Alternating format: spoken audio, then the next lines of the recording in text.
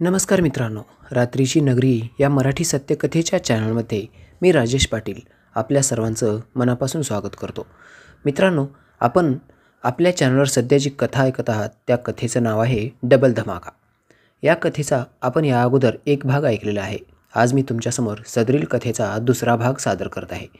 मित्रांनो, या अगोदरची कथा तुम्हाला नक्की आवडली असेल. तुमचे मेल, तुमचे मॅसेज, तुमच्या कमेंट हे सर्व काही बघून माझं मन भरून गेलं आणि या कथेचा पुढचा भाग जेवढं होईल तेवढं लवकरात लवकर तुमच्यासमोर सादर करावं असं माझ्या मनानं ठरवलं. म्हणूनच मी आज लवकरच तुमच्यासमोर या कथेचा भाग सादर करत आहे. मित्रांनो, या अगोदर काय घडलं काय नाही न सांगता मी कथेचा थेट भाग चालू करत आहे. रुपालीचं भरलेलं शरीर बघून मी बेचैन झालो होतो. मला काय करावं आणि काय नाही मला काही सुचत नव्हतं. मी गडबडीनं पक्याला फोन केला आणि त्याला म्हणालो, ये लवकर, तुझी माझ्या घरी आली आहे. तसं बघितलं तर त्याच्या हातावर काम होतं, परंतु त्यानं ते काम हातातच सोडून दिलं आणि धावत पळत माझ्या घरी आला. मला त्याने विचारलं, ती कशी काय आली आहे? मी त्याला म्हणालो, यार ती कशाला येणार यार, स्वातीनं तिला बोलवून घेतलं आहे, तू ये लवकर इकडं. तो आल्यानंतर मी त्याला बाजूला घेतलं आणि त्याला म्हणालो, काय यार, तुझी बहीण तर खूपच फटाकडी झाली आहे बघ, कशी जबरदस्त दिसते. अगोदर जेव्हा गावात राहायची ना त्यावेळेला ती एवढी भरलेली नव्हती, परंतु अगदी 6-7 महिन्यामध्येच ती एवढी तिनं कसरत केली असेल असं मला तर वाटत नाही बाबा. बघ ना तिचं शरीर कसं झालं आहे, कसं फुगलं आहे सर्व काही. मला तर तिच्याकडे पाहता क्षणीच मला वाटलं की तिला आत्ताच्या आत्ताच खोलीत घेऊन जावं. परंतु काही जरी झालं ना तर तू माझा खूप जीवाभावाचा मित्र आहे आणि ती तुझी बहीण आहे, तुझाच अधिकार आहे तिच्यावर. तुझं जर तिच्यावर मन नसतं ना आणि तू मला तिच्यासोबत झोपायची इच्छा जर माझ्यासमोर व्यक्त करून दाखवली नसतीस तर मग मात्र मी नक्कीच तिच्यावर डाव उधळला असता, काहीतरी करायचा नक्की प्रयत्न केला असता. परंतु पक्या, तू काही जरी म्हणलंस ना, तू खूपच लकी आहेस. बघ ना स्वातीमध्ये आणि तिच्यामध्ये किती जमीन आसमानचा फरक आहे. माझं बोलणं पक्या ऐकत होता. तो माझं बोलणं अगदी मन लावून ऐकत होता. तो बेचैन झाला होता. त्याला काय बोलावं आणि काय नाही काही सुचत नव्हतं. तो मला म्हणाला, म्हणून तर मी तुला म्हणलो ना आपण गुजरातला जाऊ म्हणून, कारण ती जशी आली आहे, जेव्हा ती गावात राहायची आम्ही दोघे सोबत खेळायचो, हिंडायचो, फिरायचो, त्यावेळेला माझं मन तिच्यावर कधी गेलं नाही. मला बऱ्याच वेळा वाटलं पण तिला करावं म्हणून, परंतु मी नेहमी स्वतःवर कंट्रोल करत राहिलो. हे काही योग्य नाही असं मला वाटायचं. परंतु आपले खूप मित्र तर घरी करतात ना, त्याच्यामुळं कुणासोबत तर ती जाणारच आहे, तिला कुणी ना कुणी करणारच आहे, हे सुद्धा मला माहीत आहे. त्याच्यामुळंच मी कधीमधी माझ्या मनामध्ये येत होता विचार तिला करावं म्हणून, परंतु मी माझ्या मनाला विरजण घालायचो आणि राहू दे कशाला उगाच रिकामा कुटाणा, ती जर नाही म्हणली ना तर नकोच मग असं मला वाटायचं. परंतु कितीतरी वेळेस मी तिच्याकडून होकार आहे असं मी ऑब्झर्व केलं आहे. तिनं मला कितीतरी वेळा ओपन चॅलेंज दिलं आहे. ती मला तिचं शरीर दाखवायची, बऱ्याच गोष्टीमध्ये ती मला डवचायची. सकाळी झोपेतून मला उठताना कशा स्टाईलमध्ये उठवायची, सर्व गोष्टी माझ्या डोक्यामध्ये एकदम फिट आहेत. परंतु काय करू राजेश, माझं मन धजतच नाही तिच्यासोबत काही करायला. मग मी त्याला म्हणालो, काय यार, एवढी मस्त फटकडी घरात असताना दुसरीकडे कशाला बघायचं आहे, उडव ना बार, करून टाक, जाऊ दे, जे काही असेल ते असेल. हां, राहिला प्रश्न तिचा, ती जर तुला देत नसेल ना तर मग मात्र जाऊ दे, तिच्या पाठीमागं लागायचं नाही. ती स्वतःहून जर तुझ्या पाठीमागे लागली तर तू का सोडतोस तिला, कर ना तू पण. मग तो मला म्हणाला, ठीक आहे आपण जाऊ गुजरातला. मी म्हणालो, कशाचे गुजरात आणि काय, आज जा आता, बघ चान्स लागतो का तुझा. माझ्या घरी कुणीच नाही, गुजरातला तर आपण जाणारच आहोत रे. गुजरातला गेल्यानंतर खूपच मोठी धमाल होणार आहे.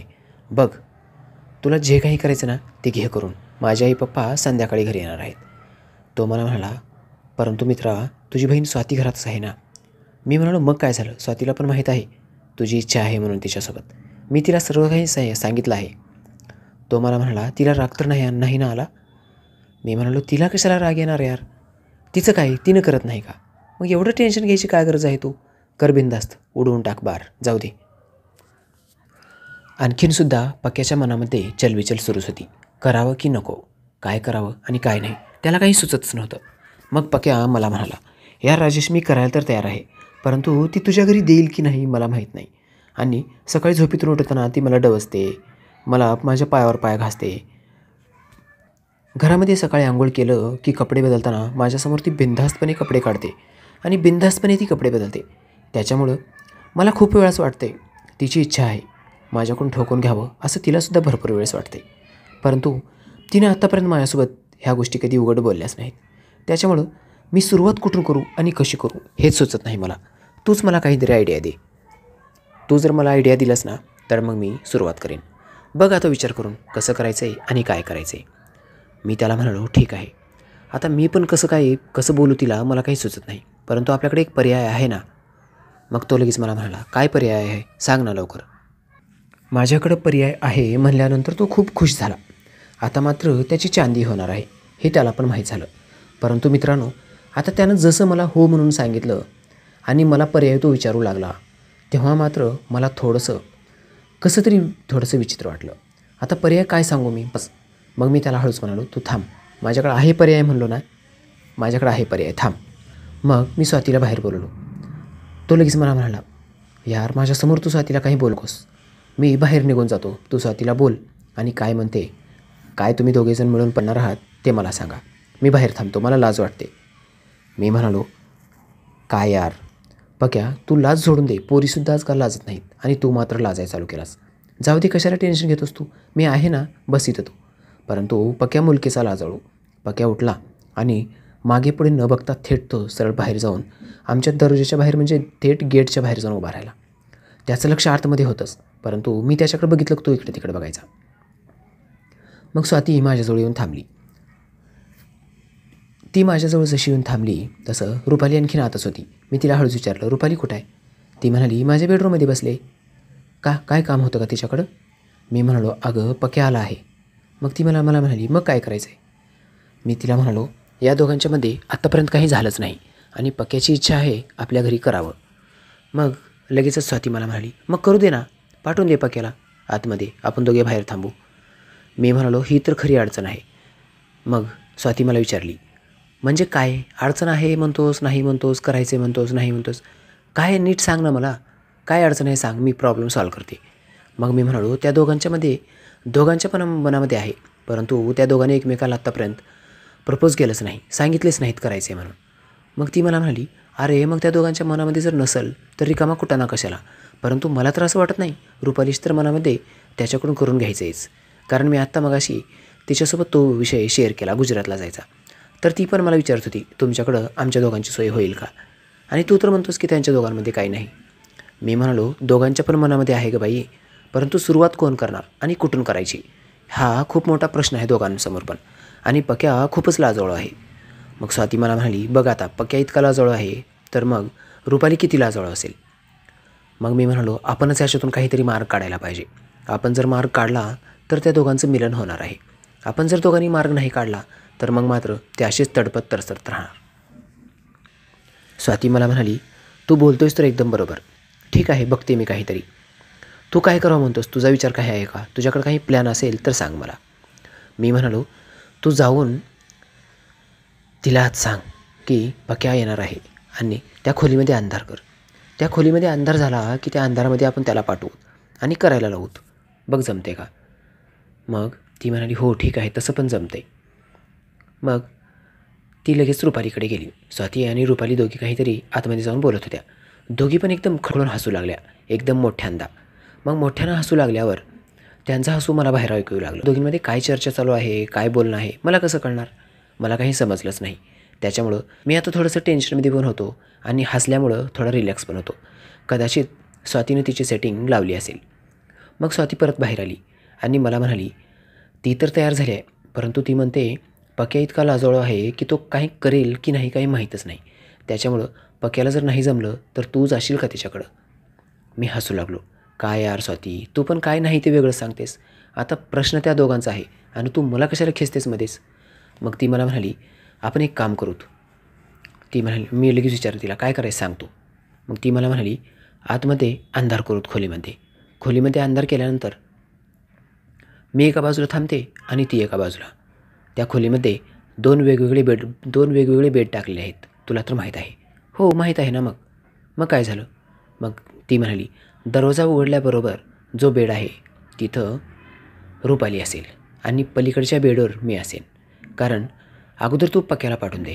पक्याला पाठवून दिलास की लगेचच तिथं रुपालीजवळ तो थांबल आणि पलीकडच्या बाजूला मी आहे.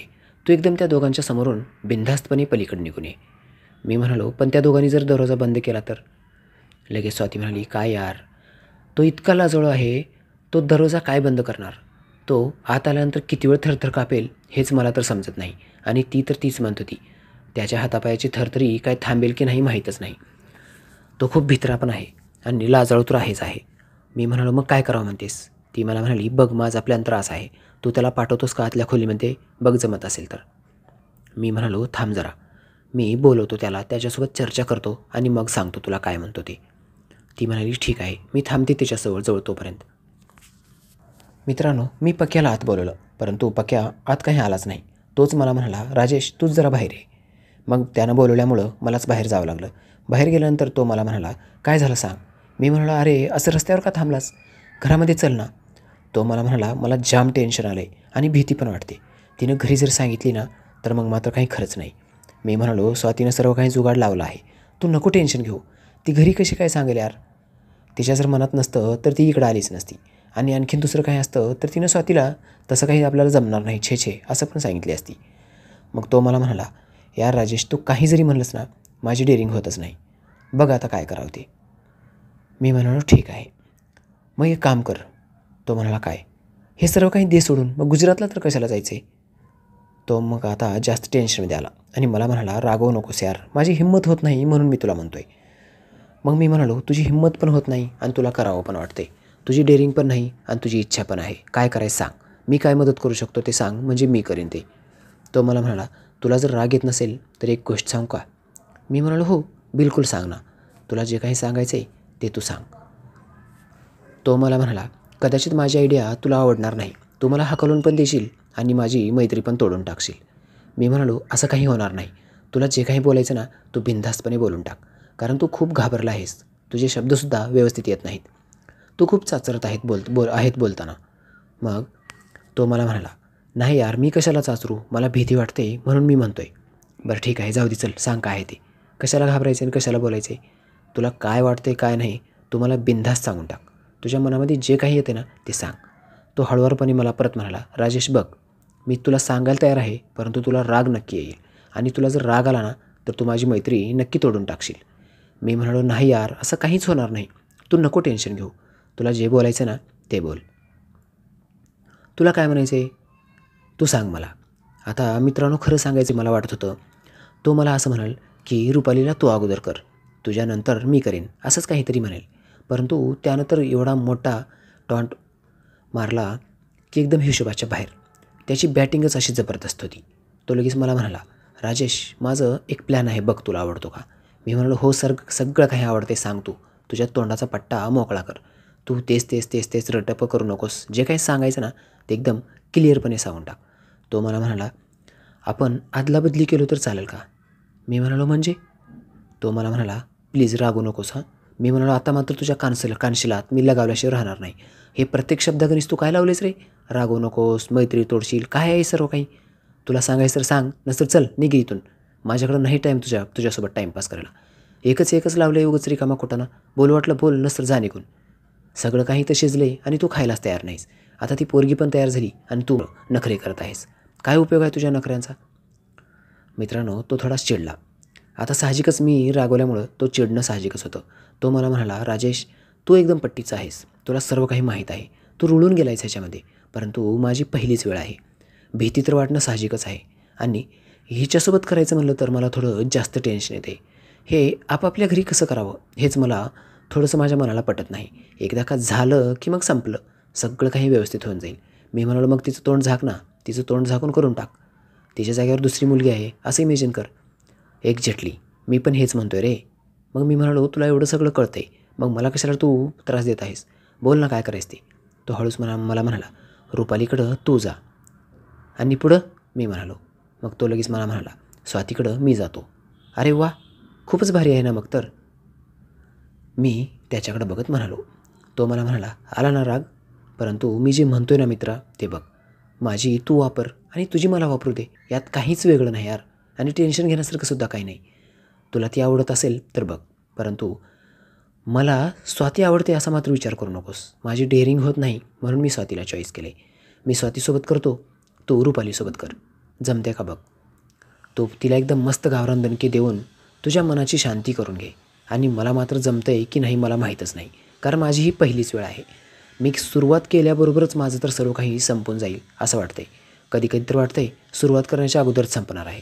त्याच्यामुळं माझी खूपच नाचक्की होईल असं सुद्धा मला वाटते. मित्रांनो, त्याच्या बोलण्यामध्ये कॉन्फिडन्स होता. एकीकडून जर बघितलं तर मला त्याचं बोलणं पटलं. आता ती त्याचीच बहीण असल्यामुळे तो तिला करायला कचरत असावा. त्याचं बोलणं मला पटलं. आता असं जरी बघितलं तर स्वाती आत्तापर्यंत तिने कितीतरी जणांना घेतलं होतं तिनं. त्याच्यामुळं आता हा पक्या एक आला तर काय फरक पडणार आहे. तिनं पक्याला करू दिलं तर काय फरक पडणार आहे. असं पण त्याच्या बदल्यात रुपालीला करणारच आहे. आणि जेव्हा रुपाली घरात आली तेव्हा तिचं ती भरलेलं शरीर बघून माझंसुद्धा सोन्या उड्या मारू लागला होता. रुपालीसोबत मलासुद्धा करायची इच्छा झाली होती. मग त्यामध्ये पक्याला जर स्वातीसोबत करायची इच्छा झाली तर वेगळं काय आहे. मित्रांनो, कथा खूपच रोचक मोडावर येऊन थांबली आहे. पुढं काय घडलं कथेच्या पुढच्या भागामध्ये ऐकायला विसरायचं नाही. तोपर्यंत कथेला लाईक करा, आपल्या चॅनलला सबस्क्राईब करा. बाय बाय मित्रांनो, भेटूया कथेच्या पुढील भागामध्ये.